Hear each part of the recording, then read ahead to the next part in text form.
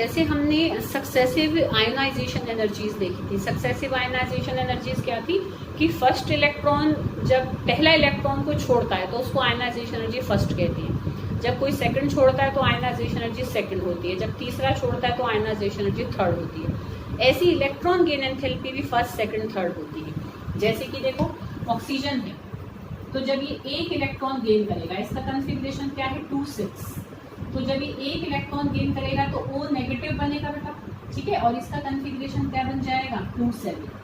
तो जब पहला इलेक्ट्रॉन इसने गेन किया तो that is it's electron gain enthalpy first, ठीक है, साथ तो नहीं लगा, चलिए वो ऐसे बना, ठीक है। तो this is it's electron gain enthalpy first. जब ये दूसरा इलेक्ट्रॉन मतलब एक इलेक्ट्रॉन और गेन करेगा तो जो एनर्जी होगी वो इसकी होगी इलेक्ट्रॉन गेन एंथैल्पी सेकंड, ठीक है बेटा, और ये किस में कन्वर्ट होगा O2 नेगेटिव में, और अब ये स्टेबल हो जाएगा, ठीक है। तो पहला इलेक्ट्रॉन गेन करते टाइम जो एनर्जी बाहर निकली, जो एनर्जी रिलीज हुई, यहाँ जो एनर्जी होगी उसकी वैल्यू कैसी होगी नेगेटिव होगी, क्योंकि जब भी एनर्जी रिलीज होगी बाहर निकलेगी ना बेटा तो वो वैल्यू कैसी होती है नेगेटिव होती है। समझ में आ रही बेटा बात, मतलब जितनी ज्यादा उस एनर्जी की वैल्यू नेगेटिव है इसका मतलब क्या है उतनी ही जल्दी वो उस बाहर के इलेक्ट्रॉन को गेन कर रहा है, ठीक है, उसकी गेन करने की क्षमता उतनी ही ज्यादा है जितनी ये वैल्यू नेगेटिव है, क्योंकि जितनी ज्यादा वो एनर्जी लॉस करेगा मतलब उतना ही वो क्या है उस इलेक्ट्रॉन को लपकना चाहता है, जल्दी से लेना चाहता है, तो उसकी उतनी इलेक्ट्रॉन के प्रति एफिनिटी, इलेक्ट्रॉन के प्रति चाहत उतनी ही ज्यादा है। समझ में आ रही है बेटा बात। तो ये इसकी फर्स्ट इलेक्ट्रॉन गेन एंथैल्पी है जो कि नेगेटिव है। पर अब ध्यान रखना बेटा, कोई भी एलिमेंट है अगर वो एक से ज्यादा इलेक्ट्रॉन गेन करता है तो पहला इलेक्ट्रॉन गेन करते टाइम तो उसकी एनर्जी की वैल्यू नेगेटिव होती है, मतलब एनर्जी रिलीज होती है। पर जो सेकंड इलेक्ट्रॉन गेन एंथैल्पी होगी या in case third electron gain enthalpy होगी, मतलब फर्स्ट को छोड़कर बाकी आगे जितनी भी इलेक्ट्रॉन गेन एंथैल्पीज होती हैं they all are always positive, हमेशा पॉजिटिव होती है। तो ऐसा क्यों? ऐसा इसलिए बेटा जबकि स्टेबिलिटी यहाँ भी मिल रही है, ठीक है, मतलब इट रिक्वायर दैट इलेक्ट्रॉन, तभी उसने लिया है अपने अंदर, बट एनर्जी वहां पर निकलेगी नहीं, उल्टा उस इलेक्ट्रॉन को उसके अंदर पहुंचाने के लिए उल्टा बाहर से एनर्जी वो कहीं से भी लेगा। क्यों ऐसा? ऐसा इसलिए बेटा क्योंकि जब वो एक इलेक्ट्रॉन गेन कर लेता है तो वो एक नेगेटिव आयन बन जाता है। नेगेटिव के अंदर नेगेटिव जब ऐड होगा तो रिपल्शन होगी, तो उस रिपल्शन को ओवरकम करने के लिए, उस रिपल्शन को खत्म करने के लिए बाहर से एनर्जी उल्टा लग जाएगी, लगानी पड़ जाएगी। समझ में आ रही बेटा बात। तो इलेक्ट्रॉन गेन एंथैल्पी फर्स्ट तो नेगेटिव होती है, पर फर्स्ट के बाद जितनी भी इलेक्ट्रॉन गेन एंथैल्पीज होती है सेकंड, थर्ड, तो they all are always positive, ठीक है, मतलब कि एनर्जी क्या है is gained, energy required during the gaining of एक तरीके से क्या है इलेक्ट्रॉन्स मोर देन वन, ठीक है, एक से ज्यादा इलेक्ट्रॉन गेन करते टाइम हमेशा एनर्जी की इलेक्ट्रॉन गेन एंथैल्पी की वैल्यू कैसी होगी पॉजिटिव होगी, ठीक है। अरे बेटा बात समझ में, क्यों पॉजिटिव होगी? क्योंकि नेगेटिव आयन वो बन चुका है ऑलरेडी, तो नेगेटिव आयन में नेगेटिव इलेक्ट्रॉन ऐड करते टाइम हमें एनर्जी लगानी पड़ जाएगी। अरे बेटा बात समझ में। तो ये हमने सक्सेसिव इलेक्ट्रॉन गेन एंथैल्पीज देखे। इसके भी अगर हम फैक्टर देखें जैसे आयनाइजेशन एनर्जी के फैक्टर देखे थे तो सबसे पहले साइज ही देखेंगे। तो देखो जब इधर चलते हैं तो साइज हमारा छोटा होता चला जाता है ना, साइज डिक्रीज करता है जब हम एक पीरियड में लेफ्ट टू राइट मूव करते हैं।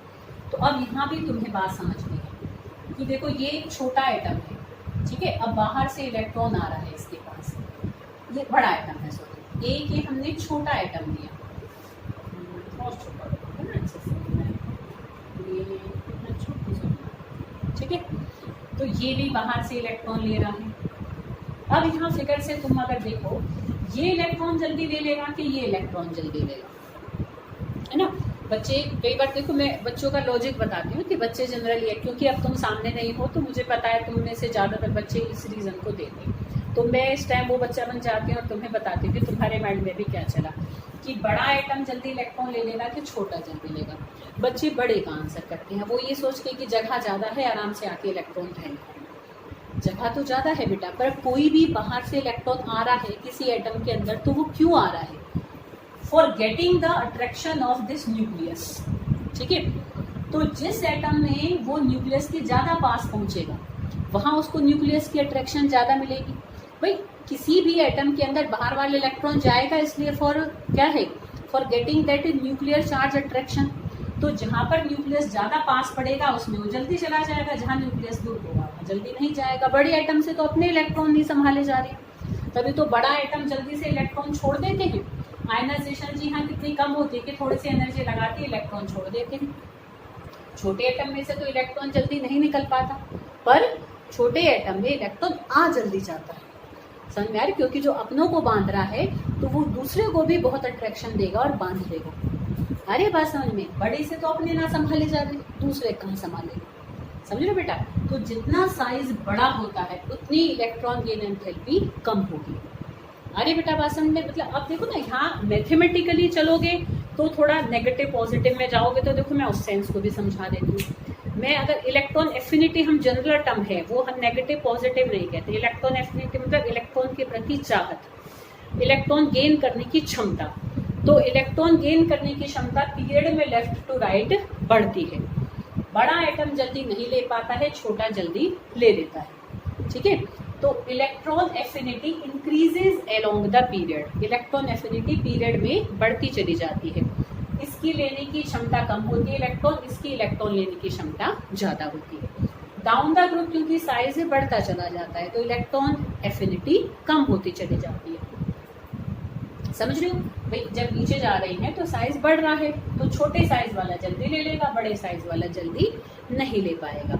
साइज के बढ़ने से इलेक्ट्रॉन एफिनिटी कम हो जाती है, साइज के छोटे होने से इलेक्ट्रॉन एफिनिटी बढ़ती चली जाती है।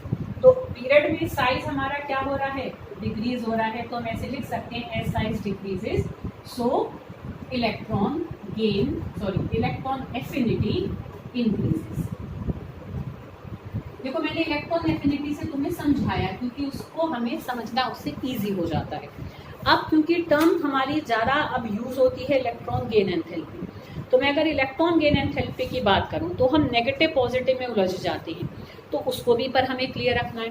तो अब इसको ऐसे समझना कि इलेक्ट्रॉन गेन एंथैल्पी जितनी ज्यादा नेगेटिव होगी उतनी ही इलेक्ट्रॉन लेने की क्षमता ज्यादा है, क्योंकि वो ज्यादा एनर्जी छोड़ेगा जब वो इलेक्ट्रॉन लेगा। तो ज्यादा एनर्जी वो ही छोड़ेगा जो एक तरीके से इलेक्ट्रॉन को जल्दी ले लेगा, ज्यादा इजीली ले लेगा, ज्यादा एक तरीके से क्या है टेंडेंसी के ज्यादा क्षमता के साथ लेगा। समझ में आ रही बात। तो जब हम ऐसे चलते हैं तो साइज छोटा होता चला जाता है और इलेक्ट्रॉन लेने की क्षमता बढ़ती है, तो इलेक्ट्रॉन गेन एंथैल्पी ज्यादा नेगेटिव होती है। तो जब हम पीरियड में लेफ्ट टू राइट मूव करते हैं तो electron gain enthalpy become more and more negative, और जब हम डाउन द ग्रुप चलते हैं electron gain enthalpy become less and less negative, ठीक है। इलेक्ट्रॉन एफिनिटी कहें तो जब हम पीरियड में चलेंगे तो इलेक्ट्रॉन एफिनिटी बढ़ती है, और मैं कहूँ अगर electron gain enthalpy it becomes more and more negative, और down the group electron affinity decreases and electron gain enthalpy become less and lesser negative, ठीक है। आरी बेटा बात समझ में। तो ये हमने पीरियड और ग्रुप में भी इसका ट्रेंड देखा एक तरीके से, साइज साथ में फैक्टर भी देख लिया। पहला फैक्टर देखा हमने कि पहला फैक्टर क्या है जो इलेक्ट्रॉन गेन एंथैल्पी को अफेक्ट करता है, वो है एटॉमिक साइज। दूसरा होता है न्यूक्लियर चार्ज, तो वो भी इसी से रिलेटेड, ऐसा कुछ नहीं है। तो जितना इफेक्टिव न्यूक्लियर चार्ज ज्यादा होगा, और वो जैसे जैसे हम ऐसे चलते हैं तो इफेक्टिव न्यूक्लियर चार्ज बढ़ता चला जाता है, तो इलेक्ट्रॉन गेन एंथैल्पी भी ज्यादा नेगेटिव होती चली जाएगी, आगे का इलेक्ट्रॉन एफिनिटी बढ़ती चली जाएगी। इलेक्ट्रॉनिक कन्फिग्रेशन की बात करें, जैसे आयोनाइजेशन एनर्जी में देखा था, जो स्टेबल इलेक्ट्रॉनिक कन्फिग्रेशन, जो हाईली स्टेबल इलेक्ट्रॉनिक कन्फिग्रेशन होगी, कौन से, एक तो एग्जैक्टली हाफ फील्ड वाले, ठीक है बेटा, और एक फुल फील्ड वाले, ठीक है। तो अब ये सोचो कि जैसे नाइट्रोजन है बेटा, बहुत छोटे साइज का एलिमेंट है, इधर आ रहे हैं तो size become very much smaller, ठीक है। तो नाइट्रोजन का साइज बहुत छोटा है, इसका कन्फिग्रेशन क्या है, देखो 1s2 2s2 2p3। तो मैं 2p को बनाऊं तो देखो इट हैज क्या है, a exactly half filled configuration, a very stable configuration, ठीक है। तो ज्यादा स्टेबल कन्फिग्रेशन होने की वजह से यहाँ क्या हो जाएगा, सोचो कि इलेक्ट्रॉन गेन एंथैल्पी बढ़ेगी कि कम हो जाएगी।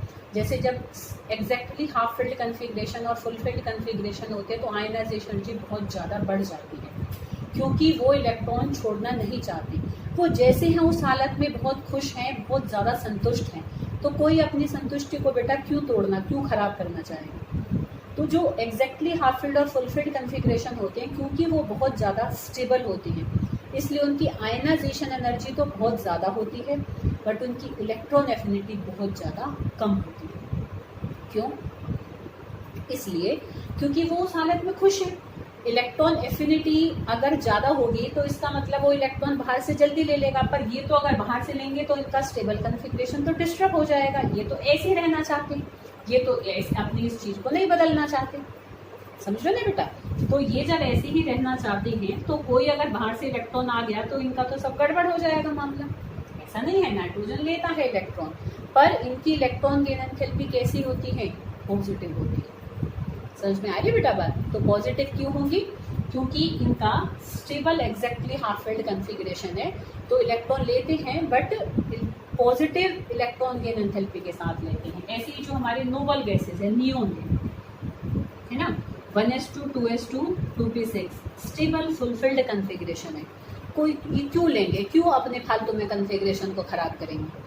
ठीक है, तो इनकी इलेक्ट्रॉन गेन एंथैल्पी तो हाईली पॉजिटिव होती है, बिल्कुल लेना ही नहीं चाहते। कोई जबरदस्ती इन्हें देके इनका दिमाग खराब करे तो अलग है, तो लगाओ एनर्जी और दो इन्हें इलेक्ट्रॉन। ठीक है, तो थ्योरेटिकल वैल्यू निकाल रखिए। एक्चुअल में ये नोबल गैसेस में हम नीचे के जेनॉन और क्रिप्टन को छोड़ दें तो उसके अलावा कोई एलिमेंट के हम कोई कंपाउंड अभी नहीं बने। समझ में आ रही बेटा बात? ठीक है, क्योंकि इनको इनमें से इलेक्ट्रॉन निकालना जितना टफ है, इनको इलेक्ट्रॉन देना भी उतना टफ है। ठीक है, इलेक्ट्रॉन अगर निकालना मुश्किल है तो आयनाइजेशन एनर्जी ज़्यादा हो जाएगी, इलेक्ट्रॉन अगर देना मुश्किल है तो इलेक्ट्रॉन एफिनिटी कम हो जाएगी। इलेक्ट्रॉन के प्रति चाहत इनकी ना के बराबर है। ठीक है, तो मैं कहूँ कि there electron affinity is very much low या जीरो। इलेक्ट्रॉन के प्रति कोई चाहत ही नहीं है कि हमें ना चाहिए भैया, दे दो जाए लेना हमें ना। ठीक है ना, तो इलेक्ट्रॉन एफिनिटी इनकी जीरो है। और अगर इलेक्ट्रॉन गेन एंथैल्पी कहूँ तो इट इज़ हाईली पॉजिटिव, कि अगर देना पड़ा तो बहुत ज़्यादा एनर्जी लगा कर देना पड़ जाएगा। आ रही बेटा बात समझ में? ठीक है, तो ये हमने देखा सारा इलेक्ट्रॉन गेन एंथैल्पी के बारे में। इससे रिलेटेड एक क्वेश्चन और है, वो नेक्स्ट वीडियो में।